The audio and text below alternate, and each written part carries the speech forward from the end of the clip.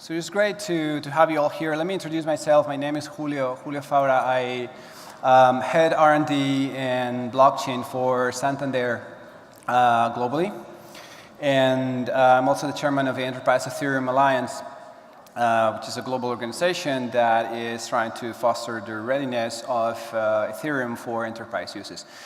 It is really great to have you here and see all this enthusiasm and energy that is being put into blockchain these days. It's really, really amazing. But today we're going to be talking about a very small detail, which is implementation. And I think it's about time, frankly. I've been in this business probably for like the past 3-4 years. For me, the tipping point was in 2014, probably in Cybos 2014. That was in Boston that year. And I remember that until that point, everybody was talking about Bitcoin. Everybody was talking about disruption of banks and big corporate actors. And everybody was talking about the end of government and the end of society as we know it today. But at that time, in Cybos 2014, I remember that was the first time when we saw startups talking to banks and other big corporations and talking less about disruption and more about helping them transform their infrastructures. So 2015 was a lot about getting to know what was this thing about blockchain. 2016 was about doing POCs. You remember, everybody was doing some kind of POC. 2017, I think, was about pilots. So last year, I think everybody was trying to find the use cases and try to do some real things. Small, right? With small, like friends and family and so on, but kind of real. And now, 2018, seems like we should be starting to see real implementations and maybe some of these things hitting production. Don't know if real, big production, but some kind of production, right? Or at least that is the promise, right? I mean, if blockchain technology is so great, then it should be possible to actually apply it, right? Some implementations. So we have a great panel today to, start talking a little bit about what are these challenges for implementations and what are the lessons from the early implementations that we've seen in the world. I will ask the panelists to introduce themselves, and I'll also going to start by asking them to tell us a little bit about a particular real, tangible execution project that they can talk about. We have essentially two sections, not two sides, but two sections in this debate. The ladies here actually work for either public administration, or they can talk about public and public-private administration kind of topics. The other panelists work for the private sector, so we'll be able to talk about implementations in the public world and also on the corporate world. Okay, so ladies first. Maybe Zaina and Andrea, can you start? Yeah.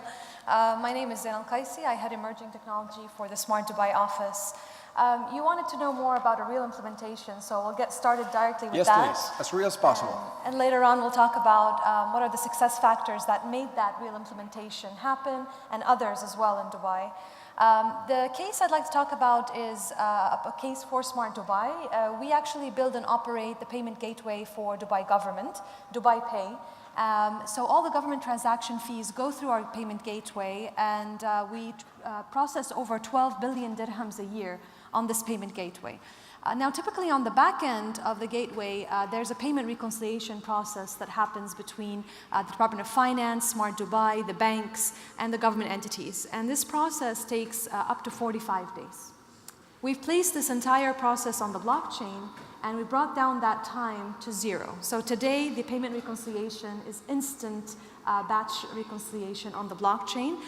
This is obviously very efficient for us in terms of payment processing. And we're proud to say that this case actually we did with a startup, they're here today, Avanza, and we did it as well through Accelerator, which is the Dubai Future Accelerator. So we kind of hit many boxes that are important to us, a real case blockchain implementation that we wanted to do firsthand and not just govern the process in the city, which we'll talk about later, but also encouraging startups and being part of the startup ecosystem as well. Wonderful. Thank you. Hello, everyone. My name is Andrea Tiniano. For 4 years, I worked for the state of Delaware as the director of Global Delaware. While I was there, we launched the Delaware Blockchain Initiative, and that initiative had a few components. One was regulatory. We passed legislation that was enacted over the summer, which would expressly authorize companies to maintain their stock ledger on a blockchain, so that's very important. The 3 use cases that we launched that are still in progress, one had to do with public documents. The Division of Public Archives putting their documents on a blockchain. The other 2 use cases have to do with corporations and finance. The first was allowing companies, when they incorporate, to have the information flow seamlessly onto a stock ledger. And the second has to do with filings we call that are UCC filings, and that's when a creditor files with the state and puts the world on notice that they've taken a security interest in a piece of property. And so that's another use case that's in process, and hopefully we'll be moving forward quickly. Right now it's on hold, but it's hopefully moving forward. So those are the 3 use cases. Wonderful. Now, gentlemen, can you talk a little bit about potential, real projects more in the private sector, corporate sector, as you have experience with? Hi, everybody. My name is Ramiz Dandan. I'm the CTO for Microsoft in the Gulf. As our colleagues in IBM, we have hundreds of projects, but most of them we can't talk about. There are some published ones, but I can talk about something we've done internally at Microsoft, which I think applies in a broad sense. Standby letters of credit is a big vehicle for companies, especially as large as Microsoft. We process thousands of them every month from around the world. So in the collaboration with our corporate or trade finance bank, Bank of America, Merrill Lynch, we've moved that whole process to blockchain, saving weeks of processing and man hours and expense, which basically has had, it's a published case study, but that has been very successful implementation. And it was done in quite a short period of time. My name is Vince Wang. I'm the Chief Innovation Officer of China Wanxiang Holdings. China Wanxiang Holding is one of the largest Chinese industrial groups, and we have a diversified portfolio of auto industry, investment, financial sector. And you will see why it's relevant later on. So currently, we're working on 2 real-world implementation projects, and I will quickly summarize what they are, and then I'll explain the rationale behind these projects. Number 1 is that we're working with banks, not only Chinese banks, but also banks in Singapore and Hong Kong, to build a blockchain platform for commodity exchange, the warehousing in commodity exchange. So this is in Dalian, this could be in Shenzhen, connecting a number of large commodity exchanges together on a warehousing network that addresses trust issues and addresses, keep stakeholders honest. I'll come back to that. Secondly, the second real-world implementation is in supply chain finance, and 60% of our revenue of our came from the traditional auto industry, the fuel engine auto industry. We're in the middle of a transformation to EV and to renewable energy sources. But in doing so, we identify a number of challenges that we feel can be addressed by blockchain.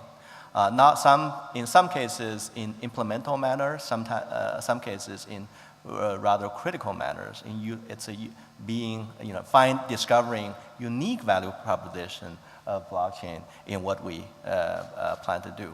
To be specific, this supply chain finance, a use case for supply chain finance is we make auto components, and we have upstream and downstream companies, and we put the data and financial industrial data and financial data stacks on a blockchain network, so that our suppliers and our clients can have access to data without having to replicate and compromising their own data security. So we use a blockchain to build a network where based on the consensus, different players in the network, members of the network, can have access, can query the data.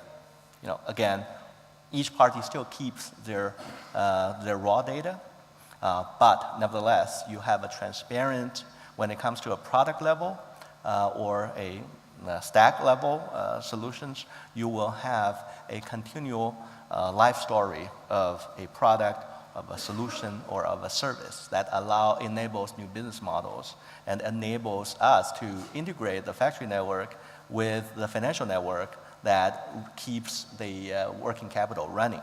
Hi, good morning, everyone. My name is Jihad Tayara. I'm the VP of Business Development at DO. Actually, I'm responsible for all the growth areas beyond the telco side, so I handle areas like smart city services, blockchain, IoT, M2M areas. Jumping right into the question, basically, so the areas, and I think, Julio, you mentioned the time frame, right? So 2017 was all about POCs, and this is what we did. So in 2017, we had a POC with the NMC hospitals. We worked on using blockchain technologies to build the electronic health record, and more specifically, we worked on diabetes test results. So we used this to link doctors to lab results. It was a kind of very specific proof of concept to make sure that the technology works right, that the people around it know how to use it. It was successful, and now we're discussing phase 2 of that POC. Jumping ahead into 2018, where hopefully we'll be going into production with this, we're working with a company called My City, where we're developing smart concierge service that uses blockchain at the back end of the smart concierge. So this will allow kind of a citywide ID usage, so hosting the ID of each individual, including the face ID and the Emirates ID and all the details of that person on the blockchain technology that will be reutilized across the city. So that's another example of how it can be utilized. Okay, so let's talk a little bit about how to make these things work, right? So the first lesson I get from all of you is that, pulling off one of these projects has to be a nightmare. There are so many stakeholders, there are so many people with so many different interests, right? And they're so diverse. And that is the beauty of blockchain, right? It's a decentralized technology. So it's bound to get a lot of very different people work together. So how can you do that? Let's start with Zaina, for example, how to do this in a place like Dubai that seems small but is composed, I'm guessing, by a lot of very different people, right? Sure, and Julio, we don't have to deal with one. We have to deal with over 20 use cases. So let me actually answer a question that I get a lot. There's a lot of interest from the community around how did Dubai get such traction on blockchain, not only in the use cases, but also the infrastructure, policy, etc. It's only been less than a year and a half since we started this journey. So I'll start with a story on how we got here. And that story began in early 2016 when ambitious teams from Smart Dubai Office and the Dubai Future Foundation came together to discuss a nascent, interesting, and emerging technology called the blockchain. And they met and they wanted to focus on the potential of the blockchain for government transactions and for city experiences. So beyond only the fintech world, beyond cryptocurrencies, beyond payments, does this technology have potential in the government, in the public sector? Does it have potential to transform our everyday city experiences or not? And there was a lot of research that was conducted by these teams. And fast forwarding to the end of 2016, on a sunny October 4th of 2016, in a small meeting room, these teams met with His Highness Sheikh Hamdan bin Mohammed bin Rashid Al Maktoum, who is the Crown Prince of Dubai and the head of the Executive Council. And they told him about blockchain. And at that point, they were, as everybody is in this room, very passionate about the potential of the technology, and they've already been infected by what I call blockchain mania at that point. And so he emerged from that meeting room convinced. And he issued a bold vision statement for Dubai. And he said that Dubai government will be fully powered by blockchain by 2020. And having such a bold statement from the top leadership of the city and the emirate, we really needed that to start the action and to start mobilizing and to start getting the government organizations on board. So it was a propeller for us. Okay. And so before I get into what are the, and going back to your question, what are the success factors, how do we do it? Let me just first describe what success is. So many of you are here in Dubai because you've heard Dubai, blockchain capital of the world, Dubai this and that. But what does that really mean tangibly in terms of success results? And then we'll get back to how we made it happen, right? So success for us in 2017 meant that we were able to work collaboratively as Smart Dubai office with all the government organizations and the private sector to identify and design over 20 user experiences and city experiences with these government entities. So cross-sectoral, from transportation to education to energy, healthcare, real estate, and so forth. So that's our first success factor. Our second is that we in 2017 went ahead and designed what we call the platform as a service for blockchain, which will be used by the government entities to ensure efficiencies in the use of infrastructure. And we've already initiated the work on developing that platform. Number three is we have already also started designing the policy framework for blockchain. And I'm sure many people in the audience have questions related to policy in particular. Policy that is blockchain specific, but also sectoral policy when it comes to adopting blockchain across the board. And so that is something that we not only designed the framework for and completed in 2017, but also today we are seeking experts and advisory support to take forward into detail in 2018. Okay. We've also in 2017 become a hub for thought leaders around blockchain to come here, like yourselves today, and meet in Dubai to discuss the future of blockchain. And 2017 saw over 15 to 20 events on blockchain in particular only in Dubai happening. We also are becoming a hub for skill development and training of resources on the blockchain. So there's an aspect to this which is deployment of blockchain on the citywide scale, and there's an aspect of it which is creating an industry around blockchain and an ecosystem. We also hosted, I shouldn't forget, the Global Blockchain Challenge last year, which saw 21 startups from 19 cities around the world. We hit every continent except Antarctica, to come to Dubai and pitch their ideas, and many of them remained here, working with our public sector entities and the private sector.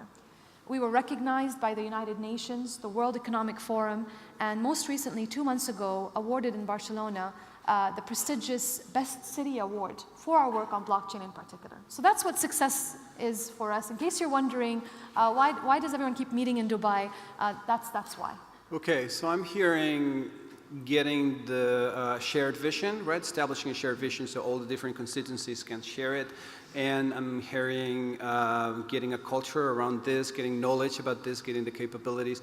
Does that translate to your experience as well? It's interesting when I hear Zina speak, because Delaware is a very small state, and Dubai as well. And I think that there's no accident that you're seeing a lot of innovation in these two city-states.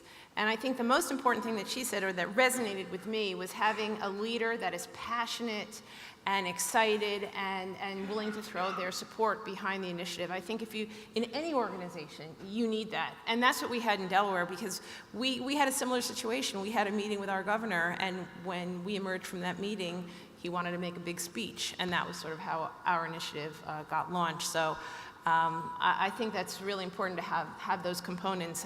The champion and the education component too, because if you're going to have all those constituents and different groups, everybody needs to really understand what you're trying to achieve and what blockchain is all about. Yeah, I can resonate those messages when it comes to one organization as well. As you know, I work for Santander, which is a collection of banks all over the world, and I totally agree with that. I mean, you need a vision. I also think that you need to choose the right problem, not try to apply blockchain to anything just because you can spell blockchain, you see. But I think it's quite similar. Now, when things come really, really different is when you don't have a single organization or a way to inject that vision top down, right? And that is probably the case when we go to consortia and so on in the private sector, right? Maybe Ramez, you can talk a little bit about that. I mean, you've seen, right, this consortia work. You work with private parties and trying to get together. And my guess is that in that situation, it will be different. It will be more difficult to set up that vision and make things work. What is your experience around that?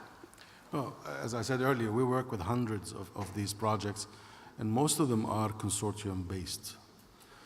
So what I'm going to tell you is our observation being part of the kind of the ecosystem. It's very important for consortiums to be well-designed, well-approached, and this is, you want to spend as much time on building the consortium as the implementation, because if you do it wrong, you can jeopardize the whole thing. Governance, first of all, who's in and what is the consortium like? Who should be playing in the consortium based on the power they bring to the consortium or the key role they play in whatever process you're trying to form a consortium around. Second, the governance of that consortium. What are the rules that you're going to apply together on who joins, when do they leave, how do you permission different members of the consortium? And things like, do you separate the consortium as an entity, like what the systemically big banks did with R3, it's a separate entity, or do you contractually get into the consortium? There are also, and I'm not going to name all the, but there are also technology or technology-related considerations. Things like agreeing upfront, how is the IP going to be managed and owned? Because this consortium is going to create intellectual property, right? Who has rights to that? How do you manage that intellectual property? And practical, very fundamental things like how you're going to federate identities between the consortium, how you're going to federate networks between the consortium. So these considerations are very important to spend time on upfront, okay? And last but not least is which technology. It has to be an agreement between the consortium members which technology to use. The more time you spend on this element or this part of the process, the more success you're going to see in the implementation. And you have to be, with the blockchain, you have to be in an entrepreneurial or a startup mindset, experimental mindset. So your top supporter, the executive support, has to understand that also success is not guaranteed, but the learning journey is definitely guaranteed. Okay. Did you guys have anything to add? Do you have anything to add about this? We were discussing this outside. I mean, to me, the blockchain journey is a little bit divided into 4 phases. So the first phase, if I may, is a little bit about discovery and education. So inside the organization, you need to bring up the skill set and the expertise of the employees and the know-how into the employees. So this is the first part where you educate people and understand what's happening. The first phase is mainly about POCs. So you try it here, you try it in part of the process, you try to play around with the technology. The third phase is where it starts getting serious, and this is where services like Zaina was describing, blockchain platform as a service, can be really heavily utilized. And we're lucky here in Dubai that Smart Dubai is building that capability. So organization can start using in this phase part of their technology side as a replacement of a specific technology. So you use this blockchain as a replacement. But the ultimate goal really is to redefine the end-to-end process. So you don't want to use blockchain only to replace a specific part of your process of the technology. You want to use it to improve your process, streamline the process, enhance the way people deal with each other. So as an example, I don't want to, so instead of digitizing the stamp, let's say we're talking about a smart contract, you don't want to just replace that stamp with a digital version. You want to make sure that the overall experience is different. So in that case, you don't even need a stamp when you're doing smart contracts. So this is the small things, and it's very important to look at this holistically rather than look at a specific application of a technology replacement. Can I jump in here for a second? Of course, you have a competing force, because on the one hand, you want to find a project that's going to succeed. So you want to have it, especially when you're beginning, it's somewhat narrow in scope. But on the other hand, you want to recognize that there's a potential ecosystem, there's a whole new process that you want to put in place. So on the one hand, it's complementary, but on the other hand, like I said, you kind of just want to get started. Yes, exactly. This is what, yes. So basically, you start by doing the POCs, by using, by playing around with the service, by playing around with the blockchain as a service. But as I said, in Dubai, we're lucky to have all aspects of this. So we have the the Smart Dubai side or the government pushing from a regulatory perspective, from a service that will be available to the public or to government entities, and from the excitement and the energy that is available in all the entities that are testing with that system. So the end-to-end solution is really what matters. I'm not saying we should not start by playing around with those services, but I'm saying the mindset shift will happen when you see the end-to-end story. And here you can do it, here in Dubai. Exactly. Yeah, I think it's very. I think I agree with both of you, but I think it's very important to know where you are, right? When you have a clear vision of what you want, we have a very committed vision, as Sina was telling us, for example, in the Dubai case, which is a very clear case of a reference, right, for the world. Then probably you can go for bolder things, right? You know, in a place like Santander, for example, you know, I started this 2 years ago, and I had to program this myself because it was impossible to get approval to get resources until you show something. Now, if in order to show something, you have to convince all these people that what you're going to do is going to be good, and actually, if what you do, you actually succeed, many of them may lose their jobs, you see, then probably it's better to just get something small, just test the technology, ensure technology readiness, right? And we'll talk about technology readiness in a minute, hopefully. And then get excitement. And the more excitement you get, the bolder you can be, probably. You said something really important, which is that, and you said it under your breath, but I think it's something that is a huge, huge force here, and it has to do, some people might lose their jobs because anytime you're looking to introduce blockchain, you're streamlining processes, and you're going to take away people, and the ecosystem, the current ecosystem, is going to be disturbed. And don't underestimate that. It's a big deal. The problem here, if you don't, I'll give you a live example. If you don't disturb that ecosystem, you're not really achieving the full potential. So allow me to give you an example from the cryptocurrency side, on the Bitcoin side. The problem with all the cryptocurrency and the exchanges more specifically is that blockchain as a technology promised to be frictionless, promised to be decentralized. We reinvented, we used that technology and kept the centralization in the exchange houses and did not remove the friction from the exchange houses. So they're still very expensive, the transactions are not that smooth and are not that fluid. So this is, in my mind, I mean, this is not the best implementation of the blockchain technology as per the promise. I think it's important to point out that implementation makes a technology. Very often we feel that we already know, we know that we don't know everything about the industry, we don't know everything about the application, we don't understand everything about the problem blockchain is supposed to address, but we often assume that we know blockchain at least, but we don't. We only know, what we really know is probably a fundamental understanding of blockchain's technical logic. But how that manifests itself in actual blockchain implementation, that is not to be separated from the real world implementation scenario. Sure. So without implementation, there's no blockchain technology.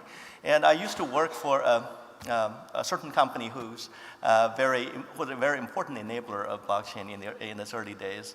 And over there, they have a consulting business that often has a debate with the research arm about the level, the percentage of blockchain value added in their blockchain IT solutions. They say, okay, it's less than 1%, because that's, if you measure by the line of codes, that's less than 1%. Mm-hmm. And, but, you know, if you look at the business value it created, it's way more than that. So when you weave the blockchain technical logic into implementation, that's what gives blockchain its real opportunity to be enabling, to be a breakthrough technology. Blockchain alone, standing on its own as a crypto technology, as a distributed ledger technology, is not all that valuable.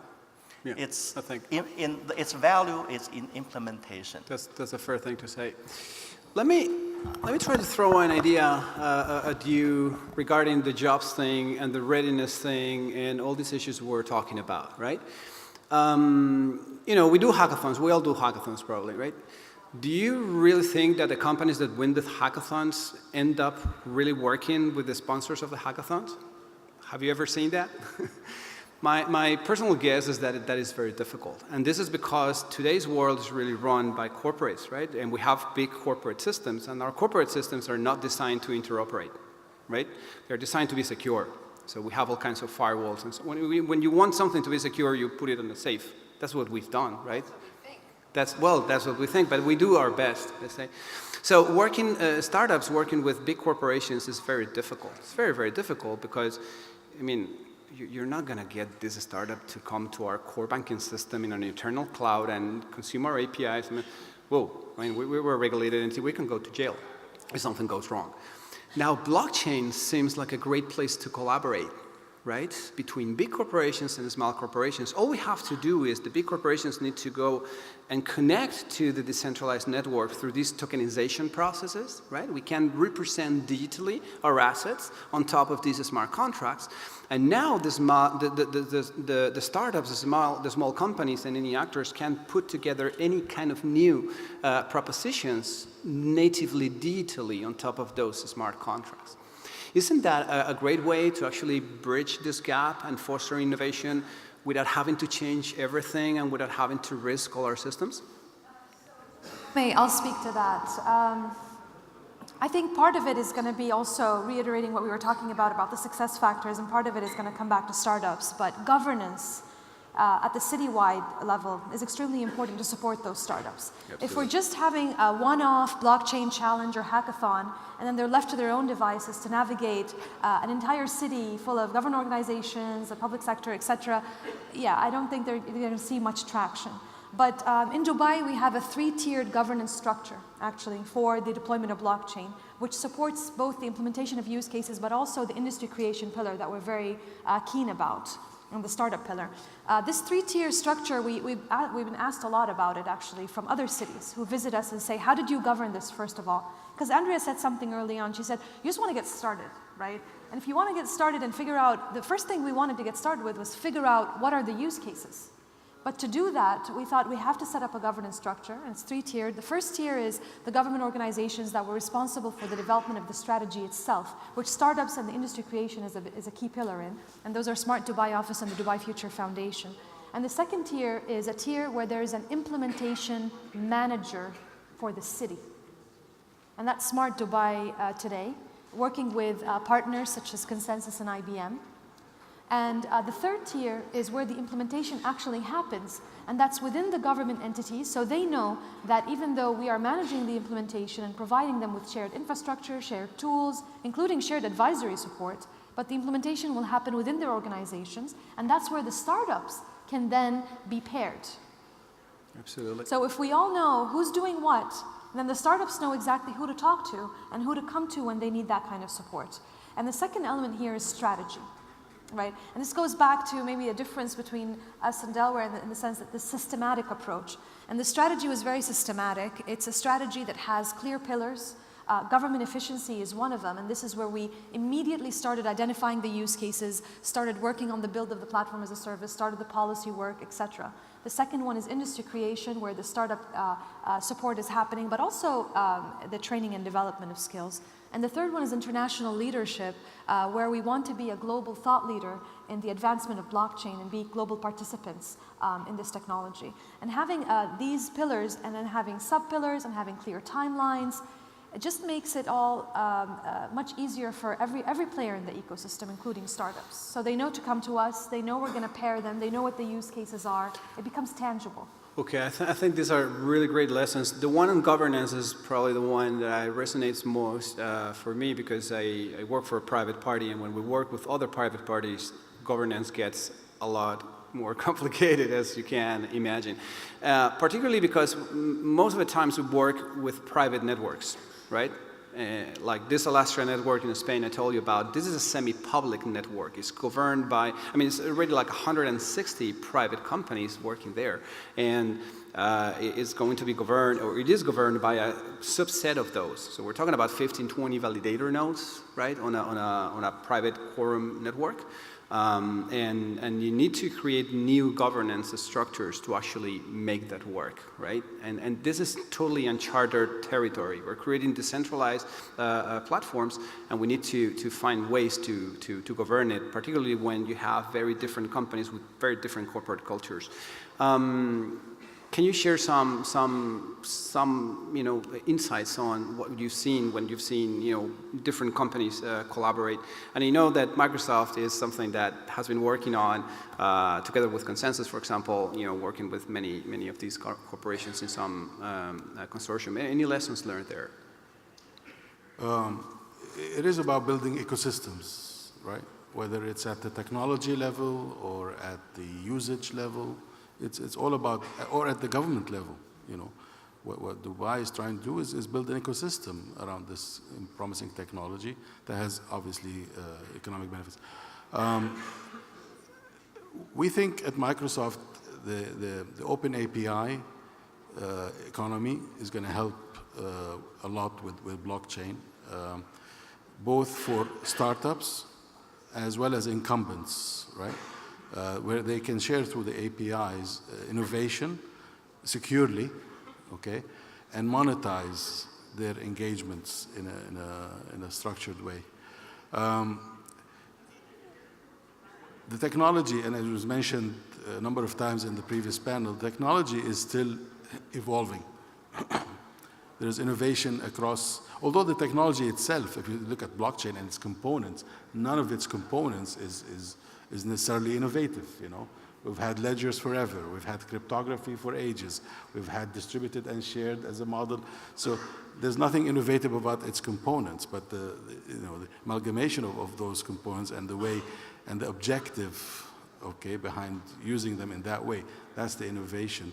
And that's what's being, in my view at least, being worked on today. How do you take that model and those components and make them work in real life, in real scenarios, where you have issues like job protection, where you have issues, which I don't really subscribe to much, but it's there, you have issues like at odd objectives sometimes. Blockchain, remember, allows you to bring competitors together, right? And that has a lot of friction built into it.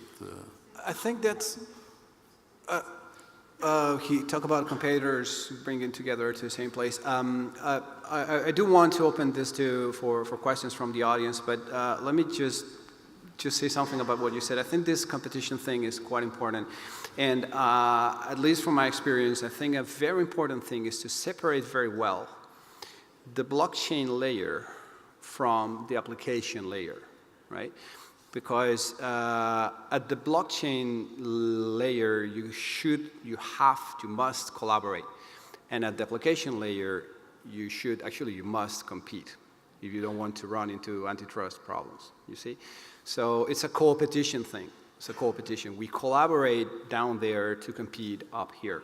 And I think distinguishing very clearly the governance here and there is very important. This last trend where I'm always speaking about, it's multi-sectorial. We have all the major banks, all the major energy companies, all these, very diverse people. We collaborate a lot on creating this basic blockchain layer on top of which anyone can do any application. And actually the association, Al-Iktissad, does not have any point of view on which applications can be built on that. Provided that they are legal and they don't have reputational issues and so on, but you can do anything you want. And then you have to solve the governance layer at the partner level up there in the application, but you will only do them with a few parties or just for yourself or whatever it is. So for me, separating between blockchain infrastructure and application layer is one of the major lessons. Just there. What? You went technical just there. But in a sense, I want to abstract it a bit more. A blockchain allows competitors to collaborate around data they can trust. Yeah, absolutely. Right? And now what you do with that data is your differentiator. It's up to you. Right? Absolutely. So, and that's, the application if you're looking at the IT stack. But it's really not just leveling the field. It's not even leveling the field. It's taking friction and inefficiency out of a system, Absolutely. right? That allows people to focus on the real important stuff, which is what do I do with that data and what business models I create with that information, which I trust. 100%. Talking about consortiums and various industries, coming from the state, I just want to make sure that people think about the fact that the state holds a lot of data, and as we're bringing consortiums together, that the state can be a part of that as well. and collaborate on the blockchain. Re-explain the model. You mentioned the blockchain here and the application layer. So we're lucky in Dubai, as we have a public-private partnership contract with the Smart Dubai office, where we're building and operating the Dubai Pulse platform on behalf of the government. So basically that platform, and Zaina mentioned this, so they will be building a blockchain platform as a service there. So this will be available in Dubai, and this will speed up the implementation. This will reduce the cost of implementation, reduce the entry barrier, and allow the reutilization of code and templates to build the contracts and use cases. Thank you. This is Samson from Tri Blockchain from Australia. My question is, if broadly looking at the use case and categorizing how I see is B2B and B2C, would it be apt to say that Hyperledger, like permission networks, like Hyperledger is for B2B, and public networks more like for like Ethereum's for B2C? Is that how it? Let me try get a first crack at this. I happen to used to work for the Hyperledger company, IBM, and now I work for the China Wanxiang, which is, of course, what in your definition will fall in the B2C category.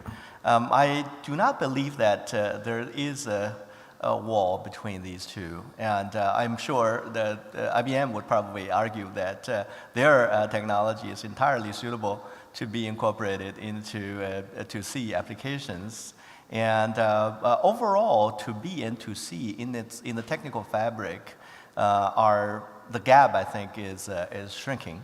Now, I think this is more probably for a question for a company, for a startup, to position itself. Startups would often ask themselves, who do we serve? Do we serve the consumers, or do we serve other enterprises? Now, that is probably a more interesting and more important question for the startup to address. And when they do that, I think what many startups will come to realize, will come to the conclusion that it's not about the camp of technology. It's about what they're willing to do on the application side, what kind of industrial insight they're willing to build and garner. Because at the end of the day, no blockchain company, no blockchain startup will survive 5 to 10 years from now as a blockchain company. Blockchain is a disruptive technology in the sense that it gives a disruptive opportunity to a newcomer as opposed to the incumbents to apply the blockchain technical logic and take another look at the industry's problem, right? So if they want there to be successful, 5 to 10 years down the road, they will reinvent themselves as a blockchain-enabled solution provider. So blockchain only takes you that far. And you get a head start by using blockchain wisely. But eventually, you will have to become a solution provider. Right now, you don't see HTTP company anymore, right? But you see a lot of internet company.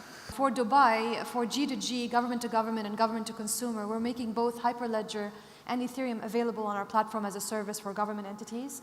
And we have sandboxes available today, which the entities are already using for both protocols.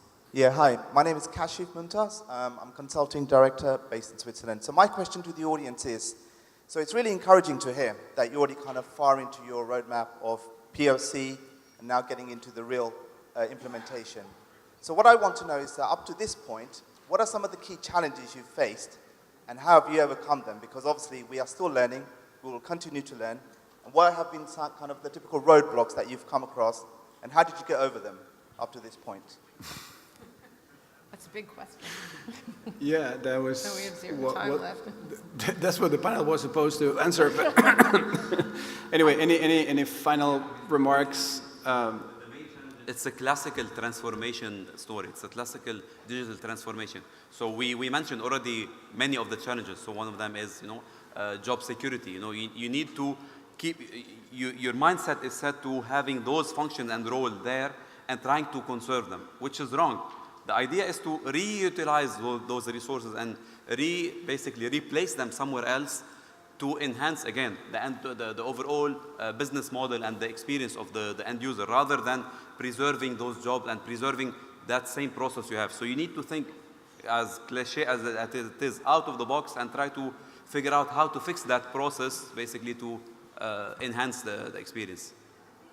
One of the things we're facing is creating a mind shift around the use of this emerging technology. So today, for example, we work with government organizations that have already budgeted and invested in legacy systems and traditional, safe, not nascent, not emerging technologies that they feel secure using. And now what we're saying is, let's put that aside and look out of the box, re-engineer processes, not only, I don't even like to use the word re-engineer processes, transform processes completely out of the box using this nascent technology that, by the way, does have technical challenges that are sector specific, and we face them today, but they don't stop us. We need to address them, but they are there.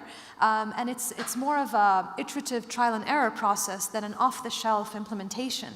And so to get the government entities on board, and also the private sector actually, to be convinced to accept these risks and to deploy their resources and their budgets towards this kind of technology and being part of a solution rather than clear adoption, that's a challenge. But Dubai is ready for it. I mean, we've proven in 2017 that no challenge is big enough for us. So. Okay. Well, we have to close here. Thank you, everybody, and hopefully next year we'll have a panel about the amazing successes we've had with real implementations this year. All right? And we'll be talking about the past, not about the future. Thank you, everyone.